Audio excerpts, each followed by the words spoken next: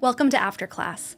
Today, I got to share a conversation with someone whose work I absolutely love, Kelsey, the founder of Rose and Clay Jewelry and a fellow adult ballet dancer. We talked about Kelsey's own ballet journey, starting late, coming back to ballet as an adult, and how those experiences shaped both her and her jewelry brand. Plus, we chatted about her pirouette collection, which is inspired by the classic elegance of ballet. If you're an entrepreneur, a creative, or simply a dancer who's dreamed about blending your passions into something new, this episode is going to spark so much inspiration. Let's dive into it. Thank you so much for being on the show, Kelsey. I am so glad to have you here. So why don't we just... Yes, I'm so excited. This is going to be such a fun conversation. I feel like we have so much in common and I'm just excited to chat. So why don't we start with your ballet journey and how you first came to ballet? So I first started my very first dance class when I was 6. And I remember thinking it was the best thing in the entire world. Unfortunately, because of just some family stuff that happened, at that time I had a little brother that was born that had some health things and whatnot. Like my parents pulled me out. So I didn't start dance again until I was almost 13. But in terms of dance, I just always was drawn to it for no reason I can actually verbally explain. I just loved it. I just loved the pink, I loved the sparkles. I was very, very girly girl child. And yeah, I was like, I want to do that. I want to wear a tutu and I want to dance around so bad. So coming back at 13, that's, quote unquote late for ballet. What was that like kind of coming back into it after taking a break and jumping in a little bit later? I think I didn't realize that I was late. I don't think I realized any of it. I think a few years later when I started to get like more into it and more serious with it, I'm like, oh, I'm like realizing all the things that I don't have that a lot of other girls my age had. But at the time I was just like, I'm dancing again. Like I was just so excited. The studio I was put in when I started dancing again was one that like we had just moved and I had made really great friends with like a girl in my neighborhood and that's where she danced. And it wasn't like a very top tier studio. So in that respect, it was a really easy way back into it because it wasn't a high caliber. I think I realized it more when like the following year I was going into 9th grade and I saw there was a high school dance company. I was like, I want to do that. I like remember begging my mom and writing out a whole letter of why I should be allowed to do that. And then I remember going to these auditions and realizing I don't know anything. I don't know how to pick up choreography quickly. So it was a little bit more of a shock there. But honestly, the coach of that company was like, she is an angel of a person. I keep in contact with her still. I go back to that high school and choreograph for her still every year. I think she just saw how badly I was like wanting to do it and how willing I was to work that she put me on the company that freshman year. And I learned a lot of things and we caught up.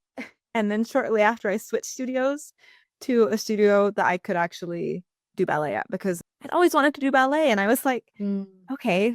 So I switched studios to that one. But I guess I always felt very encouraged by the people around me. I honestly don't even recall ever making the choice to go to school for dance. It's so funny. For someone that started dance in 8th grade, by the time I was like in 11th grade, I'm like, duh, that's what I'm doing. Like there was like no question in my mind. That's what I was doing. This was like all I wanted to do. It's the only thing I could even imagine doing. But I knew I wanted to do dance. UVU specifically actually allows you to specialize in different styles of dance, which is really unique because a lot of schools, it's just a BFA in dance. But they actually had a like emphasis for ballet, an emphasis for contemporary modern, an emphasis for dance education, and an emphasis for ballroom. So was that a 4-year program and you went through for your full bachelor's there? Yep. Okay. And then post-college, what was the first steps out of college? So college ended a little bit differently for me because I graduated in May of 2020. Oh, no. Which is actually how my business started. Obviously, COVID happened in like March. Yeah. And it's a very anticlimactic way to end your dance degree, let me tell you, because you are working for honestly your whole program towards this like senior capstone project and all these things. And I never really got to have it. Kind of a bummer, to be honest. It's fine. I had like stress dreams for like months afterwards that I didn't actually graduate, but I did get a piece of paper, so I did graduate, but it just didn't walk. my original plans were to graduate. I knew that, so I had gotten married while I was in college. My husband was actually set to graduate the same time as me, which was wildly convenient. And I knew that he was going for a master's. So we knew we were going to be moving somewhere. And I was like, okay, well, wherever we move to, I'm going to be auditioning for companies. Like I was going to do that thing. And then a little bit of a damper on that because there's no jobs because there's Yeah. COVID. Like I was like, well, now what do I do? First of all, like, what do I do for the future? But also, what do I do right now? Because I am just bored and realizing I don't have any hobbies besides dance. I think that, I mean, it's especially in college and between all of the classes, and then you're trying to, make some money. So then you're like working aside that. So I was also teaching dance. And then I also, my senior year in college, had auditioned for a professional company in the same area. So I was doing like college company and that and teaching. Like it was literally all I did was just dance all day. And I got really burnt out, honestly. So COVID hit and I'm like, what do I even like to do besides dance? I don't know. Was a little bit of an identity crisis. It was fine. And then I went to Pinterest and was like, okay, we need craft ideas. And then I discovered jewelry, and that's where my company started. You know what's so interesting though is I heard a lot of professionals say that, during interviews, because during COVID, everyone was doing like YouTube interviews and just ways to stay connected. And Yeah. so many professional dancers were expressing that same feeling of like, all I've done is dance, because I think dance is all consuming when you're pursuing it as a career in a way that most other things aren't. I do think that one issue that exists with the dance world, when you're looking at it from a lens of someone that's like, I think I want to do this as like a career, is that it's like not anything someone says specifically, but it's like this weird vibe that's given off that if you are a serious dancer, quotes, like, then this is all you would do. Yeah. You're doing other things and you're not actually that serious about dance. You get the messaging that if you want to do this is your only identity, which is tough because the fact of the matter is that we are humans, not just dancers, and regardless of whether or not you are dancing professionally or not, like I don't know any professional dancer that is doing that all the way up until they're 65 or plus, like it's just such an intensely physical thing that you need something else. And also like that last little bit of college before COVID, I was so burnt out because it was literally all I was doing. It's dance is really a lot because it's not just physical, but it's also incredibly mental. And because these comments are coming to you about you personally and your body, it's also really emotionally taxing sometimes too. Yeah, and I think you're so spot on about the messaging being like, if you're serious, you're doing it all day, every day. And I wonder too if that's why sometimes adults that either come into it later in life or are returning to it after childhood, if the reason that they sometimes struggle to feel like, I know I felt this way, like, oh, am I really a dancer, is because we're not doing it all day, every day. Yeah, that's so But it's like, I think sometimes like that's kind of the flip side of that message. Real dancers do it all day, every day, and that's all they do. And I only can do it, 3 days a week for a few hours. So then maybe I'm not a real dancer. So it's like interesting how I think that mentality affects obviously the professionals or the pre-professionals, but I think it also affects even the recreational quote unquote dancers as well, because like we're also having some residual fallout from that kind of messaging. dance has kind of created this very you're either in it or you're out it type of thing that and you have to be really good at it. That if someone is like not naturally good at it because they just naturally aren't super coordinated or because they haven't had a lot of opportunities to train or practice or take classes or anything. Yeah.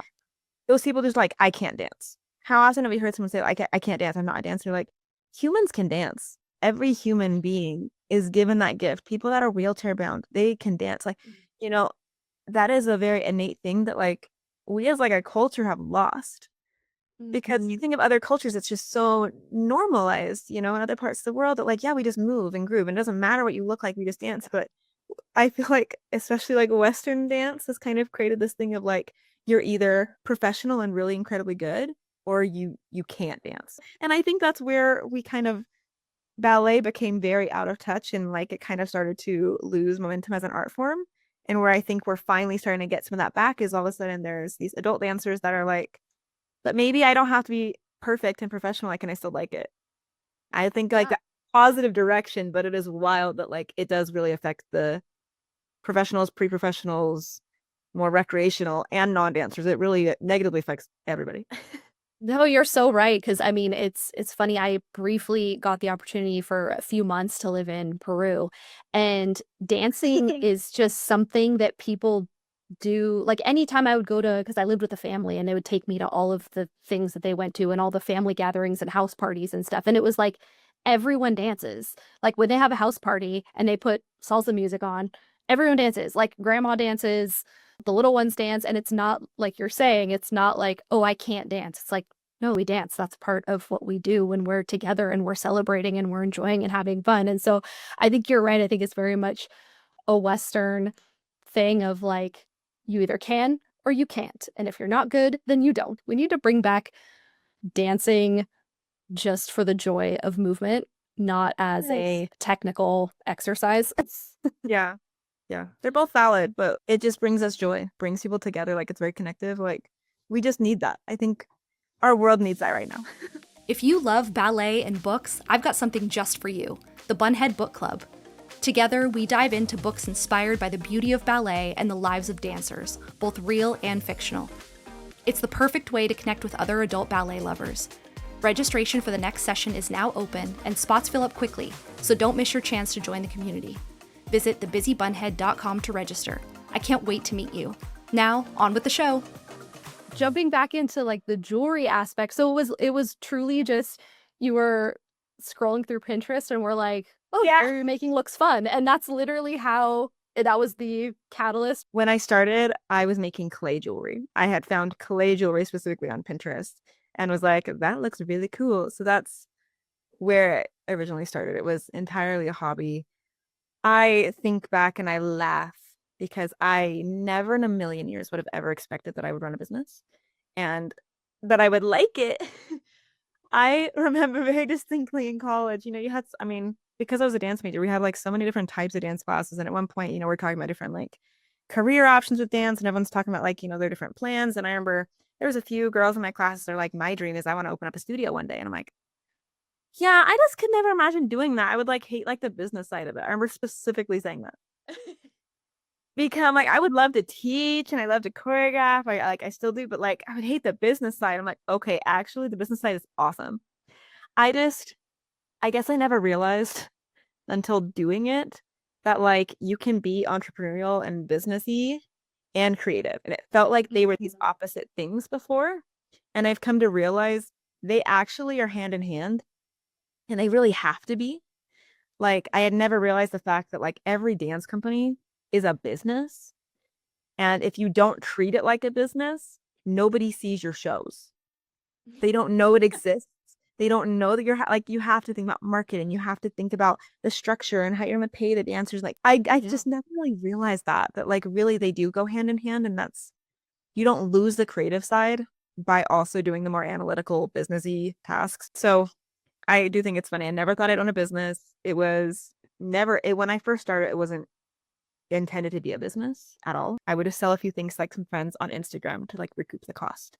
And that's why I got into selling it, is because I just wanted to be able to afford it. And that's the only way I could justify it. I think that's kind of a realistic business model when you're starting anything, honestly. It's true. Like, it's like you're just doing the thing to fund doing the thing. Exactly. Yeah. But it was honestly really funny though, because I had posted about it on like my personal Instagram page. And then I had someone be like, oh, you should just like make an Instagram page for your jewelry. And honestly, like thinking about like my life now is a zoo. I am doing so many things all the time. But like at that time, I had nothing going on. I didn't have any kids yet. I was sitting at home. I was doing absolutely nothing. I was like, sure, what else am I gonna do? Yeah, I'll make an Instagram page. And after like 2 collections, I think like that, people were like, really like buying through Instagram and Venmo you. It's kind of weird. I think you should make like a website. And I was like, I don't know how to make a website, but what am I going to do with my free time? So I made a website. There was like a free trial at that time for Shopify. The first 3 months were free. And I was like, okay, I'll do it for 3 months.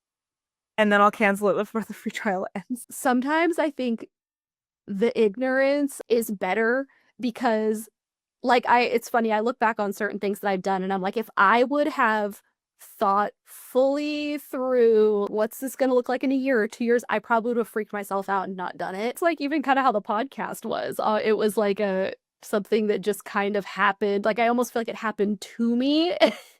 Like, because I don't think I had the courage, the motivation, I don't even know what, to be like, yeah, I'm gonna start a podcast. It's gonna be this, this, and this. Like it was kind of just like, okay, we're doing this? Question mark. And I think sometimes that's just the reality of starting something. I think a lot of times we hear certain stories or we have this like image in our mind of people that start things have this like really, they know exactly what they're gonna do and there's this very clear vision and everything is very polished and refined in the background, and it's like, no.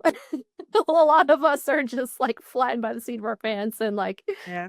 taking it as it comes, Really come to learn that one because talking to other people that run businesses, like looking at, their websites or looking at like their Instagram page, I'm like, oh my gosh, like they're killing it. They look, and then like you talk to them, they're like, I am stressed and I have absolutely no idea what I'm doing. And it's like, Yes. thanks. That makes me feel better because I've been doing my company now for 5.5 years and I'm always still like, oh, maybe I should have been doing that earlier, but okay, I guess we'll start doing that now. Or like, man, I really hope people don't go on my website and think, yeah, you can tell she did that herself. Like, No, but I think the transparency is so comforting because I have valued so much the people that I've either encountered in person or seen online that are just real about the process of starting something and being a business owner, because I think it's very freeing and it makes you think like, oh, maybe I could do it. You can start it without having all of the answers on the front end and having everything figured out and everything laid out. Like you can start by putting one foot in front of the other and it'll evolve, you'll grow, you'll learn, things will change, and like that's okay. sometimes people, they spend so much time prepping to launch their brand and honestly, their launch looks better than my first launch did. Oh, absolutely. But the thing is that you don't know yet. You don't know your audience yet. You don't know any of these things. Regardless of what you do at first, you're not going to like it in a year. You're not. Like, you're going to, at some point, probably change your logo. At some point, you're going to like change your website. At some point, you're going to do that. And I guess maybe it's not worth agonizing over it being perfect at first and just like learn. Yeah. I think, unfortunately, learning isn't always fast or easy or linear either. Like, but just nothing teaches you more like than just doing it, So Yeah, I so agree. I know. And I've been really amazed, encouraged, impressed by how many women I've encountered specifically that are running amazing brands that didn't go to business school. They did something completely different. Like I was a sociology major, for dance. Like I know other people that did completely different things, like English major, whatever, and they don't have a business degree. So it's like you also don't need to have a business degree to run a business. I think it's more than anything else just being tenacious. And if you keep going, you're going to get better. You're going to keep. It's like dance, like I know. Yeah. it's like, oh my gosh, I'm still going to class. I'm like, what am I doing it for? Like, I'm not getting better, but like, if you keep going, you will eventually get better. Maybe not as fast as whoever's sitting next to you. Like, it doesn't matter, but like, you will, you know. Same thing with business, same thing with dance. It's we put in the work, it will pay off. Even if it's in little amounts, it does pay off. Like if you're being intentional about what you're doing. Yeah. What other things? Because I actually wanted to ask you that because I do think it's such an interesting interplay between like having dance training and a dance background and having a business. Like I think there's a lot of things like what you just said that kind of inform each other. So are there other things that you feel like really informed your business, your creativity, just like any other aspects of what you're doing with your jewelry brand that you feel like were really affected by your ballet background? I think it's really like dance has shaped who I am, whether it's from ballet specifically or just dance as a whole. Like, I think I have learned how to really persevere because of that, just to keep working at something and to put in work. I think that's one thing I really, really like about dance. I went to like an intensive one time when I was in college, and something that they said was like, if you do dance just because you like performing, you'll never make it. Because how much, like, what percentage of time do you spend performing versus in class or even at home doing your exercises or stretching, you're doing like whatever, like you have to enjoy the work. You have to enjoy working. And So true. I think I actually was having a conversation with my husband the other night that I think I've realized that like everything, pretty much everything in life is work that is worth anything. I have 2 kids. That is so joyous to me. It's work. Me doing dance, joyous. It's work. Me taking photos for my company, I love it's just another creative thing for me. I love it, but it's work. Like anything that you have to that brings joy takes effort. And I think I've just kind of become very accustomed to like I'm not afraid to put in effort. Like that's okay. I think sometimes I don't know, I kind of think we live in a world of like instant gratification, and Oh, yeah. when things don't work out quickly, we're like it's not working. Guess I'll give up. And my company, I feel like I don't know, I've been working really hard on being proud of it lately because I, for the longest time, didn't look at it as anything to be proud of. Because every time I'd compare myself to another company that, I thought was doing so much better, you know, and that's just like a really hard thing. But even though for the longest time, I like didn't feel like, wow, I like don't have that many Instagram followers. Why I don't have that many sales. I don't have that many XYZ of these like very tangible markers of success. I was okay continuing, even though I wasn't an overnight success by any means. I was okay continuing because I enjoyed the work. Genuinely. Yeah, I think it's a really beautiful mindset to hold. And like, I do think that to your point, like dancing doesn't get instant gratification. Like dance takes time, and I think it's like it builds a work ethic that is unique. And I think it's becoming more rare even because of how instant everything is. Like, I think having that kind of mindset of like the long game of putting in work and like being committed to something that you love and knowing that loving something doesn't always mean it's going to be super fun, but still being committed to the overarching love of it, even when you have moments that are kind of up and down, because I think that's also something too that happens a lot is that people, and like I've had moments like this too, where it's like you have a few days or a week of bad class and you're like, should I just quit? But I think for dancers, like we learn to step back and look at the long game of our training and say like, no, this is a bad week and I'm just going to keep going to class. It's like you're saying earlier, like you keep showing up, you keep putting in the work. But I do think that that's a huge gift of dance is I think it builds your faith in what can happen if you stick with something. So I'm curious as far as like the design process, because you brought that up about like getting to sketch out designs, which yes, sounds so much fun. I know on your social media, you'll share sometimes like your sketches and stuff. And I'm like, this No, is they're so bad. It's actually so embarrassing. cool. It's not embarrassing. It's so cool. Nobody thinks that. So like, Yeah, I do it's consider so myself a cool. creative person and an artsy person and like pretty crafty in a lot of ways, but I don't consider myself a good artist. So that is one that every time I share an actual, like a real sketch that I had sent off to a manufacturer, I'm like, I am embarrassed. But Oh my But God. I think it's so good to show the behind the scenes, honestly. Like I had some people that were like, "Oh yeah, like, I knew you would design the jewelry, but like I only started sharing my sketches a few months ago. Like this is very recent." I think it's really beneficial to show the behind the scenes sometimes.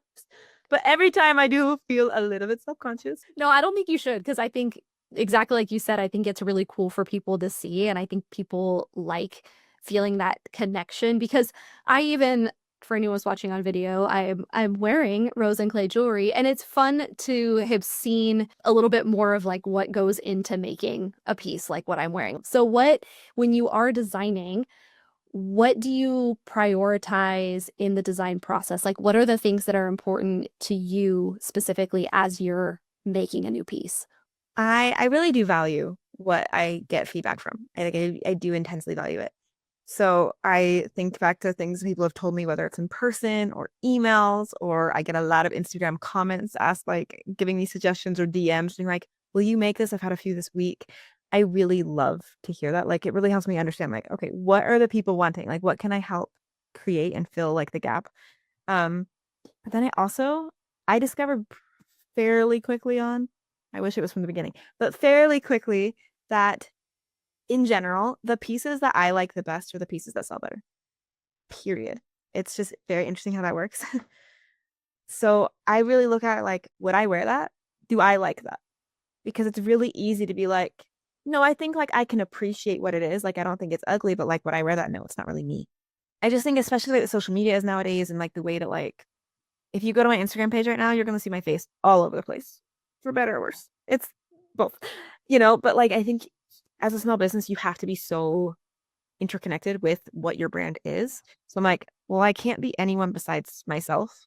So I'm going to create things for me, for my friends. Like if I wouldn't wear it, I'm like, okay, then it's probably not worth bringing it to the shop because that will probably not be very popular either. So honestly, a lot of it really stems from that. Like I love pearls. There's a lot of pearls on my website. I love pearls, and with like the dance collection, it was really scary to me because it's very, very close to my heart. And like I want something like that. I want that to exist. And I remember a few years ago when I was buying charms to put things together, there are not like I'm wearing like my little tiny dancer charm necklace thing that I have. And I remember I was like specifically looking for a charm that looked like that because I wanted to create something like that. It doesn't exist. Like, I couldn't find it. Like that doesn't exist. I'm like, okay, I'm gonna make it then. I want that to exist. I want that for me.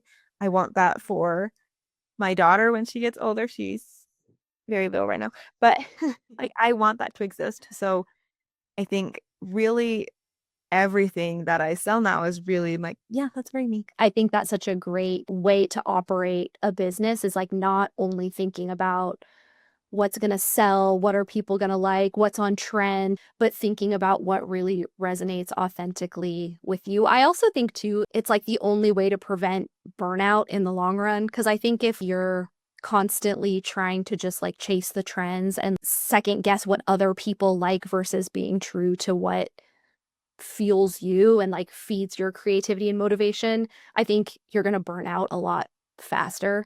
As a creative, your love for your products comes through in your social media presence and the things that you're putting online. And really saw that in the dance collection and the pirouette collection. So let's maybe talk about that because I would love for you to share specifically about this and why why it felt like the right time to do this collection because you've been a dancer for much of your life, so like why now 5 years into a business was it like okay, it's time to do the dance collection? I think when I first started my business, obviously it was COVID, right? I was honestly in a really not great place mentally. It was like my lowest point I've ever hit. I was really depressed and I was angry, honestly, because I had just killed myself over this degree for the last 4 years. And like, there was so much. It was just a lot. It was great, but it was a lot. And all of a sudden, there's not any real tremendous hope for what I'm going to do with dance in the future. And I was just like, what was it? What was the point? I was frustrated. So someone had like, I mean, I continued teaching throughout this whole time. And I was actually, I think one of my bosses, one of the studio owners that I was teaching with at the time, I was like, oh, you should do that at some point. And I was like, yeah. And honestly, I like the idea, but I'm like, I want to do it right now. So after I had been running a business for like 2 years, I got pregnant with my little boy and I had continued teaching. And honestly, through that whole point, like I feel like I was feeling really great about dance again, but I like I was teaching a ton. I was choreographing a bunch and I was like, wow, like dance is great. And I do love teaching. I loved that. But I really didn't have the same kind of connection to dance that I once did when I was doing it for myself. It was like I'm doing it to teach it, which is great. And I did like that. And I found that fulfilling, but it wasn't the same. And I think really I my friend said this the other day and I can't stop thinking about it. She's like, you're really having a renaissance with dance right now. Like having a rebirth with dance. For context, we were living in Massachusetts. We moved back to Southern Utah. And I knew because I had lived in Southern Utah previously that there was a company that existed that did open classes. And I was honestly so excited because I'm like, oh, I want to take class for myself again. And ironically enough, the first week I go to class, the teacher of that class happened to be the director of the company. She teaches sometimes. She doesn't teach super consistently, but she was teaching that time. And she pulled me aside after class and was like, hi, what's your name? Like, I know. She's like, so we're having auditions on Saturday and you need to come. Like, you should come. And first of all, I was flattered because I hadn't really been dancing. So it's like, honestly, I feel like that was a hot mess. But I felt really flattered. But honestly, I was like, oh, I don't know. I think that's what I said. Oh, I don't know. Like, I didn't think I'd ever perform again after having a kid, which is another really sad thing about the dance world that we sometimes make women feel that way is that you chose motherhood, dance is over for you. So I was like, I don't know about that. But I heard like, oh yeah, well, if you're on the company, you get unlimited classes for free. And I was like, okay, maybe I will audition because it's expensive, to take class sometimes. So I went to the audition. I got cast for that show and I have never had a more healthy experience with dance in my life. And I do have horror stories of ballet and things that I've been told that were like really, really damaging. And I all of a sudden was like loving ballet again because it was such a very healthy environment. And then we decide to have another baby.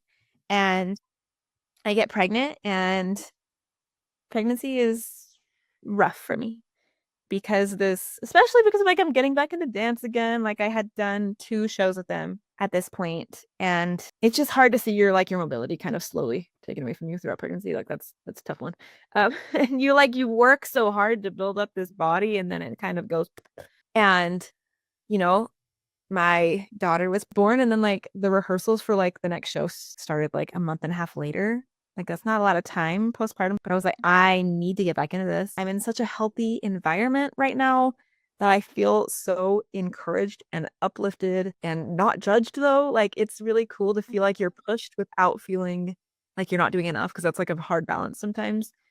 And between my little dance renaissance and I'm able to manufacture things, I'm like, it's time. Like I'm ready now. I'm ready for that. I feel like I'm in a better place than I've ever been with dance. And I feel like I'm super happy with where I've come design wise with my business. Like this needs to happen now. Like I'm so ready for this and I'm so excited for this. And I think if I had done it any other time, it wouldn't have been the same thing. Like it wouldn't have had the same kind of love and passion behind it that I wanted it to have because I knew it was so meaningful. Like I need to do it right. No, that totally makes sense. And do you feel like your relationship with dance, like part of why it's better now is because of like contrasting it with what we talked about earlier, where when it's like very all consuming, I think sometimes there can be like a negative side effect of that. Do you feel like your relationship with dance is better because it's not the only thing? Like, because now as a business owner, as a mom, do you feel like that's part of the reason why you're able to feel so fulfilled in dance and enjoy it? 1000%. 1000%. I think dance used to be like it was like the only thing I had going for me type of vibe. And now it's like, I don't know, when you have to go, I mean, especially with like college, I mean, the amount of hours a week I was putting into dance was actually kind of wild. When you have to go every day and it's for a lot of hours and your body needs recovery time. And I wasn't getting a lot of recovery time, which doesn't help. You're not like excited to go to rehearsal because you're like, oh my gosh, like you're tired. And I don't know. I got to that point. Maybe not everyone does, but I certainly did. Now, for one, it's like I have so many other things that bring me joy. Like no longer do I feel like I rely on dance to be my source of joy. Like I have joy and it's like it adds to my joy. Like my joy isn't dependent on it. That's different. That's healthy. But also the fact that like I do it, I feel like just enough that like I get to go multiple days a week. I get to spend the day, working on my company, being with my babies. Yeah, I think you need time not dancing to learn about dancing. So that really changes everything. And then I feel like because I'm excited for it, I put forth a different level of effort. And I don't feel like I'm putting forth in the minimum effort I need to get by. I feel like I'm putting forth everything that I have that day, and that's different per day, and that's okay. But I'm really giving it my all because I don't feel like I'm at like a shortage of what I can give. I really feel like I can give my all. And that's also wildly different. Like, yeah, dance just feels so different when it doesn't feel like it's a burden anymore. It feels like a treat that I get to go do that. Part of the reason I asked that is because like I know I have felt, and I know a lot of people that listen to the podcast have felt like ballet in the pre-professional to professional sense was kind of like the road not taken, and a sense of like, oh, what would it have been like if I had trained full out as a child and done that route and like got to be a professional dancer and all these, done that whole thing, like company life. And I think one of the things that I've often thought and wondered is, would I have actually loved it though, or would that lifestyle have taken some of the joy out of it because it kind of has to be the only thing, like you're saying. And I think when it's the only thing, it has this immense power to kind of take your joy. Like if something happens and you don't have that thing anymore, and it's like, oh my gosh. Whereas if you're doing it for fun, as an adult, and like we were talking about earlier, you have other things, like you have another job that you love, you have a family, you have kids, you have other things that bring you joy in life. When you go to dance, it's just like you were saying, it's just something that adds versus something that takes away, or something that can be taken away, by an injury or by, a million other things. And so it's something that I'm kind of always thinking through of like, I think a lot of times it can be something that as adults we like romanticize what it would have been like to be, professional, and like, oh man, almost like a little bit of regret. And it's like I felt that too, like that's a very real feeling, I think. But then I always have to kind of check myself of like, would I love ballet more if I had gotten to be a professional than I do now when I go to class? Like, I don't know. I love that. Like, it actually makes me like emotional. Like, I was actually like having like a moment like a month or two ago because I mean, I didn't really start until I was 13. And I think and the studio I was at was not ideal. I'm still dealing with issues that I have created in my body from that. And I always, think to myself like, oh my gosh, like what if I was like put into one of those really intense, more rigorous programs when I was young? I wonder if I'd be more flexible. I wonder if I'd be like whatever. It's like the whole, oh my gosh, I wonder what I could have achieved if I had done that. Yeah. And it's not helpful because the fact of the matter is there's nothing that can be changed. And you saying like, would I love it more? No, I wouldn't. That like makes me feel so many things. And I think it doesn't change the fact that right now it brings me joy. And, do I still imagine sometimes like, oh my gosh, what if I was, on a like full-time company? I think I could have, but at this point I never will. And it's not because I think I've hit a point that I'm far gone. Honestly, I think I'm dancing better than I ever did at my peak in college. And that's also a reassuring thing to anyone listening about like, you don't, I think so often we think about like, oh, my body's in the decline. Like there are always things to know and grow with. And I do think sometimes like, man, there are things that I will never be able to probably achieve again because I no longer have the time to dedicate 20 to 25 hours a week to dance. That's not realistic for me to do ever again in my life. So do I kind of miss the strength I had at that point? Well, of course. But I also don't think that I'm a less dancer because of that, by the way, either. Like, I really think that when I watch myself dance and perform and watch videos, I like how I move better now. That's reassuring. But also, I really felt like I'd have to choose between things that make me happy. For me, I always knew I wanted to be a mother. That is like something that I knew I always wanted that. And that's part of the reason why after I had my son, I was like, oh, I guess I'm never going to perform again. Like I genuinely felt that. And in hindsight, I'm like, that's so silly. Why would I think that? I'm like, because that was the messaging I was receiving. Yeah. But I'm so fulfilled that I get to do all the things that make me happy. I'm so blessed. I get to perform professionally. I get to take class. I get to choreograph. I love choreographing. I get to teach. I get to run a business. I get to design jewelry. I get to do photography. I get to be a mother to two wonderful children. I get to be a wife to a really awesome husband. Like, I get to do all the things that make me happy. So yes, is it sometimes this thing of, oh, I wonder what it'd be like if I did, get to dance professionally in a company and that was my 9 to 5. I'm like, but I wouldn't trade what I have for the world. I Yeah. love my life. Like, even as busy and chaotic and crazy as it is trying to manage lots of those things, because sometimes I do think I'm like on the verge of losing it because I'm doing a lot of things. But I love all the things that I'm doing. I love watching adults and like older people dance because I feel like it just tends to come from a different place when you have a little bit more like lived experience. And it's a really beautiful thing to watch. And like I wonder if part of why, like you're saying, when you watch videos of yourself now and you're like, I like the way I move better now, if part of that is because there's like a different level of like emotion and artistry and heart behind the way you're moving because of all these other things that are like Yeah. pouring into your cup, so to speak, instead of just like dance, dance, dance, dance. Yeah. Yeah, exactly. Like the emotional maturity is different. So therefore, like, I think so often when I watch, not always, there's always the exceptions of, like these wild, beautiful child prodigies, but like in general, when I watch younger dancers, it feels very much more of dance as like a sport. It feels very dance is like an athletic endeavor of look at all the jumps I'm capable of doing, look at all the turns I can do, look at how high my leg goes, look at all those things. And that is what creates the dance. And I think competitive dance has really enforced that. But when you focus on the other stuff, that's when dance becomes an art.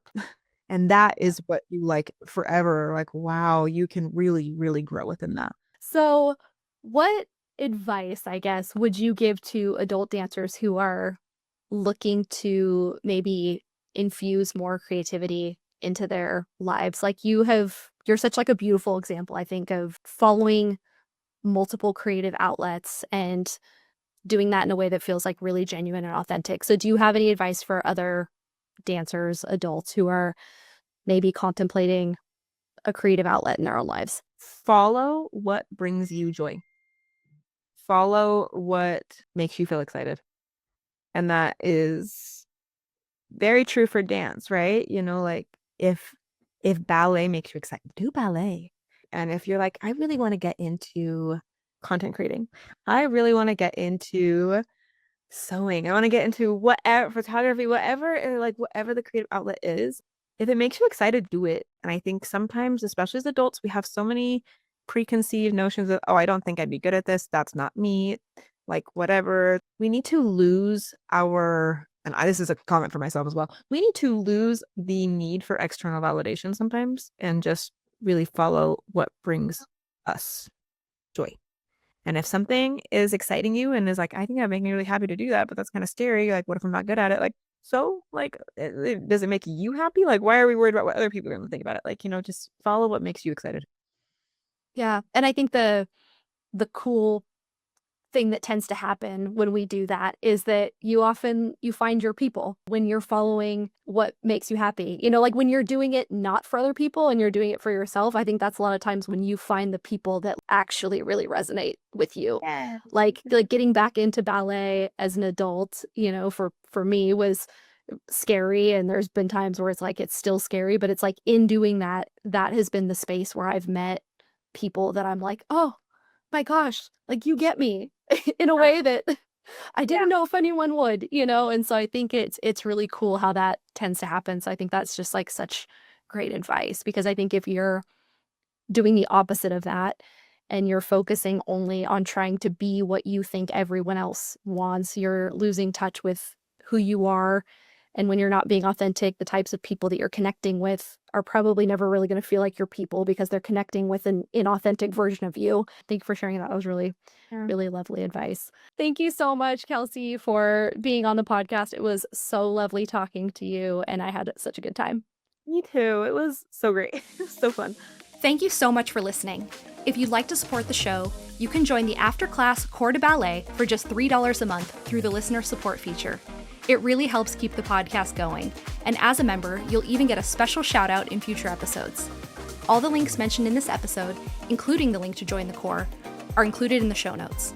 See you next week after class!